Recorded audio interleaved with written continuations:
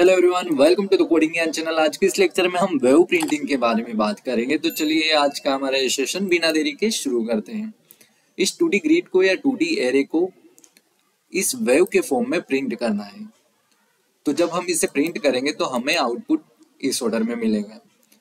अगर इसकी starting location की बात करें तो मान लीजिए 0th रो और 0th कॉलम से अगर ये वेव शुरू होती है तो फर्स्ट एरो यहाँ तक आ रहा है, यानी 0th रो में हमें 0th कॉलम से लास्ट कॉलम तक के एलिमेंट्स को प्रिंट करना है। 1 2 3 4 यहाँ तक के एलिमेंट्स को हम फर्स्ट एरो की हेल्प से प्रिंट कर चुके हैं। अब जैसे ही हम नेक्स्ट रो में आएंगे तो ये एरो लास्ट कॉलम से होते हुए 0th कॉलम की ओर बढ़ रहा है, यानी 10 से लेकर 6 तक के एलिमेंट प्रिंट हो जाएंगे।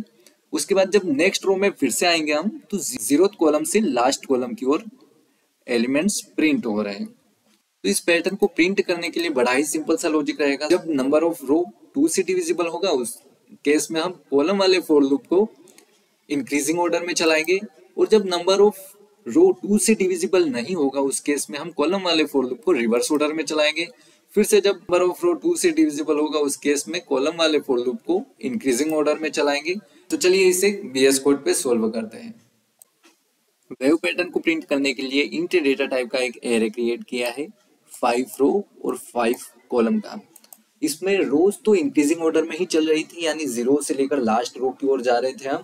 बस जब एलिमेंट को प्रिंट कर रहे थे तो वहां पे कॉलम्स जब रो 2 से डिविजिबल थी तो उस केस में इंक्रीजिंग ऑर्डर में चल रहे थे, और जब रो 2 से डिविजिबल नहीं थी उस केस में कॉलम्स रिवर्स ऑर्डर में चल रहे थे, यानी यहाँ पे जब रो 2 से डिविजिबल होगी उस केस में कॉलम वाला for loop j equal to 0 से लेकर j is less than number of column तक चलेगा j प्लस प्लस, और एलिमेंट्स प्रिंट होंगे। नंबर ऑफ रो 2 से डिविजिबल नहीं होगी उस केस में कॉलम्स रिवर्स ऑर्डर में थे, यानी फॉर लूप चलेगा int j equal to size -1 यानी कि 5 - 1, j is greater than equal to 0 और j माइनस माइनस। कॉलम वाले फॉर लूप को रिवर्स ऑर्डर में चलाना है।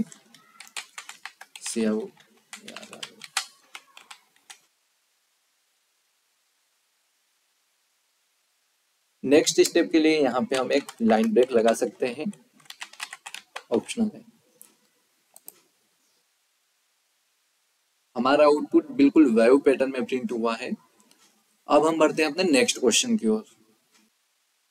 इस वेव को भी बड़ी ही आसानी से हम प्रिंट कर सकते हैं। अगर इसे हम एनालाइज करें तो इसमें कॉलम कांस्टेंट है और उस कॉलम की हर रो पे रखे हुए एलिमेंट प्रिंट हो रहे हैं, यानी इस केस में 0 कॉलम पे 0 से लगाकर लास्ट रो तक के सारे एलिमेंट प्रिंट हुए।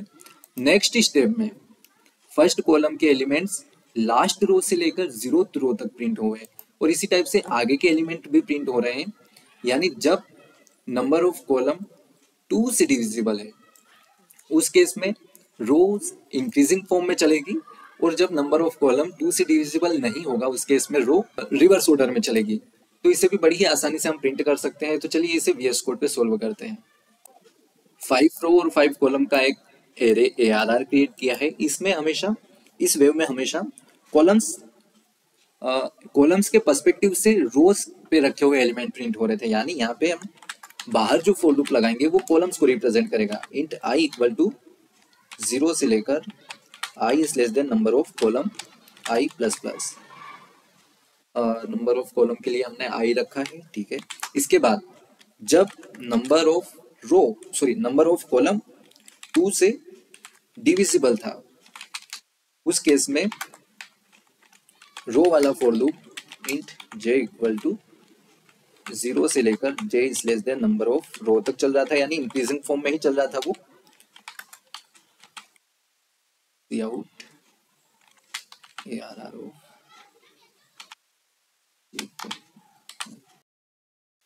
एल्स के केस में क्या होगा, रो वाला फॉर लूप रिवर्स ऑर्डर में चलेगा, यानी int j equal to number of row -1 यानी कि 5 - 1 से लेकर j is greater than equal to 0 तक J minus minus. Next step के लिए यहाँ पे हम लाइन ब्रेक लगा सकते हैं। इसे रन करते हैं। हमारा आउटपुट आ चुका है और बिल्कुल एग्जैक्ट आउटपुट है। हम बढ़ते हैं अपने नेक्स्ट क्वेश्चन की ओर। इस ग्रिड को हम इस टाइप की वेव के साथ प्रिंट करेंगे जो कि लास्ट वाली वेव का रिवर्स ऑर्डर है। हम लास्ट रो के लास्ट कॉलम से शुरू करेंगे और प्रिंट करते हुए 0th रो के 0th कॉलम पे जाएंगे। इसे भी हम आसानी से प्रिंट कर सकते हैं। अगर हम इसे एनालाइज करें तो इसमें भी किसी भी एरो के रिगार्डिंग कॉलम्स कांस्टेंट है और रो चेंज हो रही है बार बार।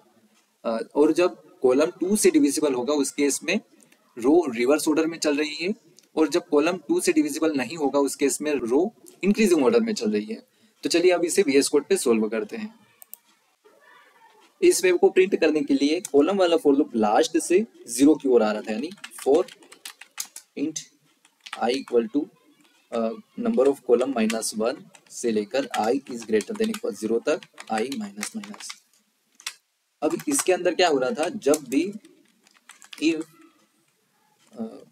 i मॉड्यूलस 2 इक्वल टू 0, जब कॉलम 2 से डिविजिबल था उस केस में हमारा फॉर लूप जो रो वाला फॉर लूप था वो रिवर्स ऑर्डर में चल रहा था, यानी फॉर लूप को हमें रिवर्स ऑर्डर में चलाना है। Int j equal to number of row -1 से लेकर j is greater than equal to 0 तक और j minus minus.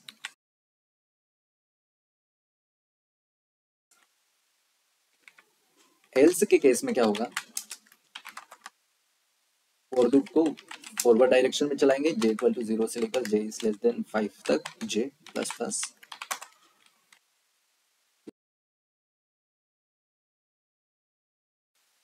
Next step के लिए एक लाइन ब्रेक लगाते हैं। इसे रन करते हैं। बिल्कुल हमारा आउटपुट बिल्कुल एग्जैक्ट है। इन सभी प्रॉब्लम को आप खुद से एक बार ट्राई करें। हम मिलते हैं नेक्स्ट लेक्चर में जहाँ पे और भी इंटरेस्टिंग प्रॉब्लम्स को सोल्व करेंगे। आज का ये लेक्चर आपके लिए कितना हेल्पफुल है प्लीज कमेंट करके बताइए और चैनल को लाइक, सब्सक्राइब एंड शेयर जरूर कीजिए।